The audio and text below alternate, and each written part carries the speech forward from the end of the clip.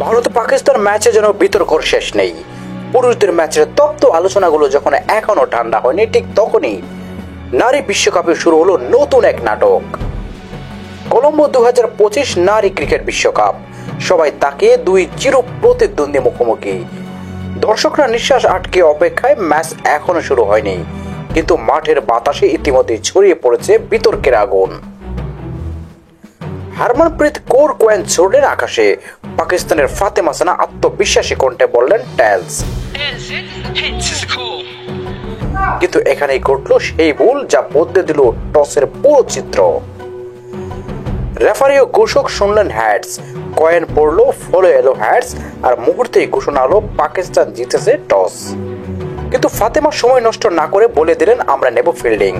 অথচ আশ্চর্যের বিষয়, হারমনপ্রীত কোনো আপত্তি তুললেন না। চোখে নীরব আগুন, যেন ভেতরে ভেতরে প্রতিশোধের গল্প লিখে নিচ্ছেন তিনি নিজেই।